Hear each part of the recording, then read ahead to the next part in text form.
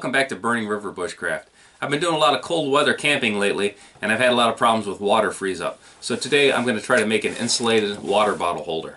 So I'm going to be basing this on my 32-ounce Pathfinder water bottle, including the nesting cup and the stove. Now, because this is custom, if I had a 40-ounce bottle or whatever my particular bottle was, I can make it to fit that exactly. But this is what we're going to be using for demonstration purposes. So a great place to source donor wool for a project like this is going to be thrift stores, obviously. This is an old wool coat that I had for work, and a mouse ate a hole in it. So it's going to get retired and repurposed. So there's probably all kinds of ways to do this, but this is my method. So what I'm going to do to get the circumference of the cup, I'm going to use a string.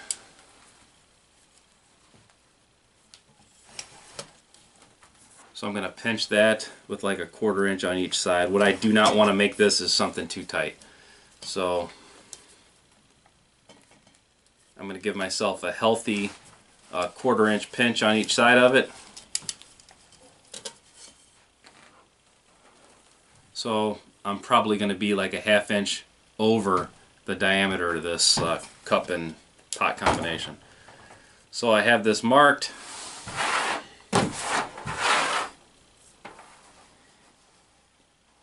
And I'm going to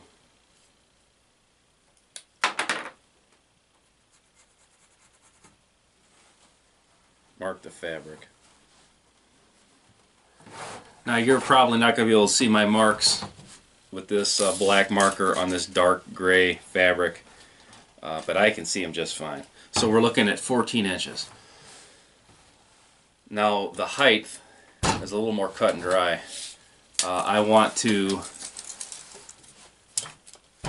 come up to around the rim with this.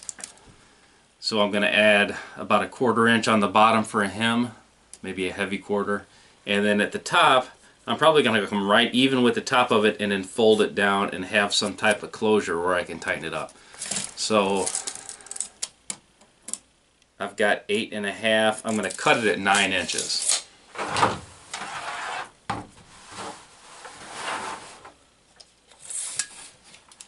That kind of shows up a little bit. I'm going to cut it all out now.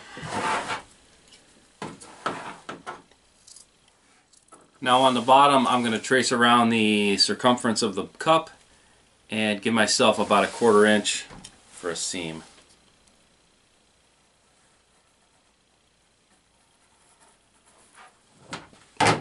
Okay, here's the key parts.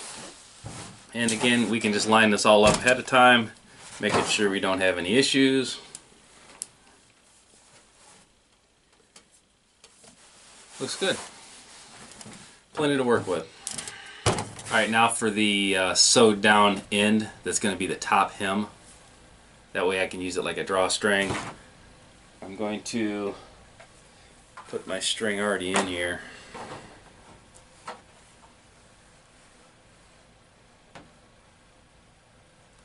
And then just kind of eyeball it.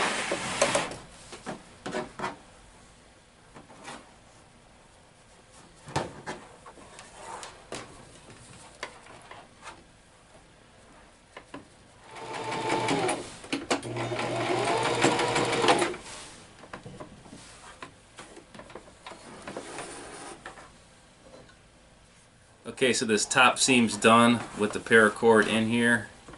And I managed to not sew the paracord, so that's a good thing. So this is going to be the inside.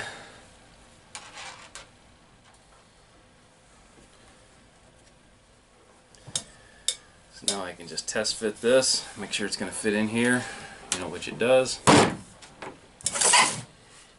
Now I've never done this before, so I'm going to try to work the bottom in with the machine and just keep rotating it nice and easy. So we'll see how it turns out. This is something I would be more comfortable hand sewing, but I'm going to try it with the machine and I will see if I'm learning anything or not.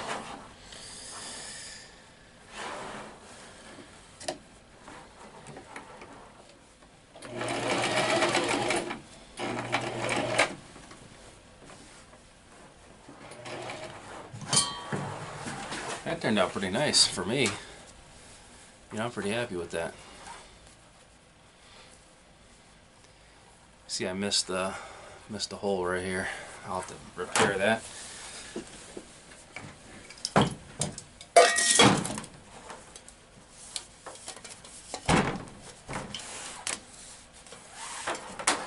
So that turned out like exactly like I wanted. That's a rarity. I'm happy with that.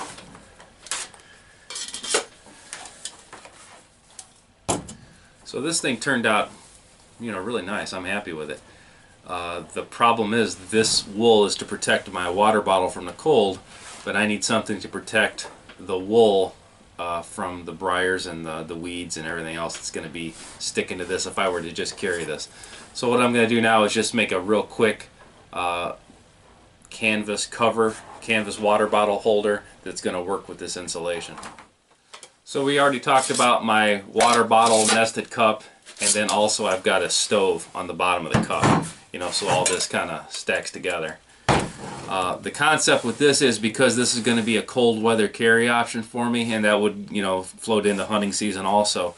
I would like to be able to make coffee with just what I've got here without having a fire. So what I've actually got, this is an alcohol stove that came out of a Swedish mess kit. This fits right over top of the stove, and then the cup would sit right on top of that.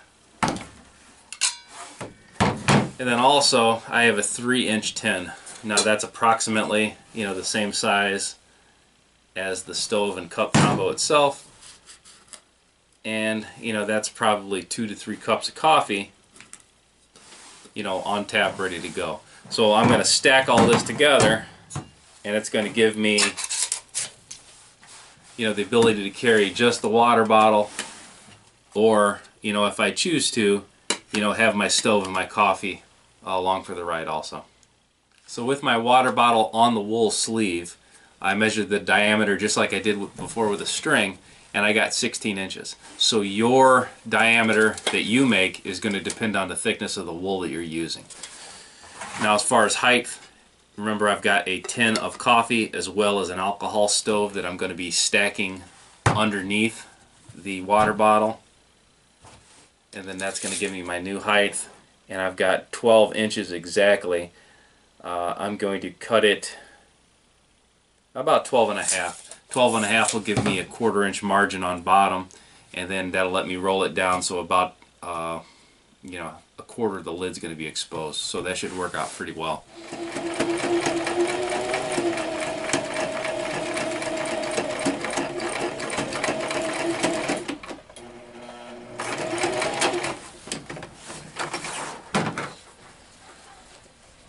Okay, so the bag's done. I got the webbing and hardware that I needed for this insulated water bag, and I had never really put tabs on before. This is kind of a new one for me. So, this one went on okay. I didn't sew my fingers to the bag. I don't know how you're supposed to do it, but this is how I did it. I'll show you on the other side here. So I got my ring. I cut the ends, sealed the ends, folded them in so that I have a nice clean finish here, and then just put 1 stitch across the bottom. So that's going to hold this all together for me. Now, I've got my cord on one side, so just for sake of argument, I'd call this the front, call this side the back. So the tabs are going to go on the sides. So to establish halfway, I folded it down the middle, folded it down the middle again, and then just below drawstring is where I mounted my D-ring. So I'm going to do that same thing on the other side.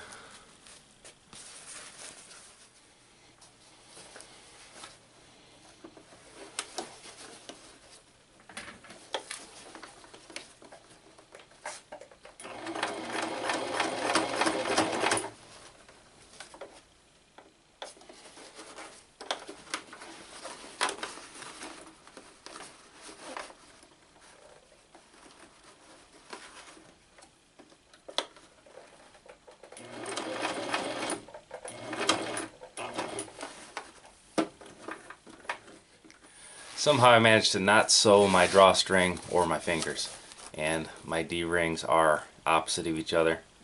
So next step is going to be to wax it.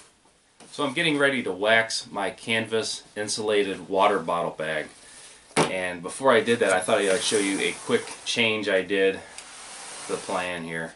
Now when I had my water bottle in its wool bag with the coffee tin and the stove stacked on top of each other, you know, the distance was fine, the height. The problem was the circumference around the bottom, because I did not have that layer of wool. It just didn't feel right. It had a lot of slip to it. So I made just a real quick sleeve to hold the coffee and the stove. You know, this doesn't add anything, this doesn't serve any purpose other than to fill the space in the bottom of the bag, so it gives the bag more rigidity. So the original purpose of this small wool sleeve was just to space the stove and the coffee container, but I made it the right height so that it fits my cup. So now, you know, this is kind of like a wool koozie. You know, if you were eating, you know, soup or oatmeal or something out of this where you didn't want it to get too cold too fast, you know, this is only going to add to the insulation value of it. So not really part of the plan, just the side benefit. Okay, I have a crock pot here that has 100% beeswax in it. You know, I decided to go with 100% beeswax just for versatility. The fact that I can use this container later for any type of medicine or fire starting or salves. So I'm just going to brush this stuff on.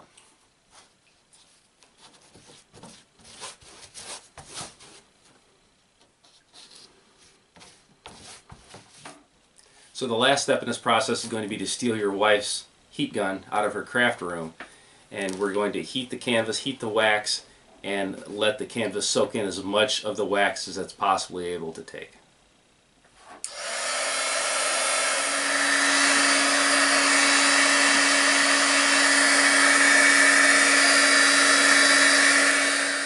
Okay, so the wax is all melted into the canvas insulated water bottle bag.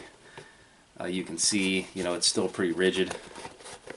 There is a little bit of heavy spots of wax here and there. I don't really care about that. If you take any of this type waxed canvas bags and put them out in the sun on a hot day, you know, all this wax is all going to melt in anyway. But, you know, this comes out great. It's going to work out great with the, you know, the insulated wool bag that's going to go inside it. And now I've got a whole little mini cook kit here. So there's no reason to not have, you know, thawed out water and hot coffee on a cold winter day. This has been Jamie Boggs with Burning River Bushcraft. See you next time.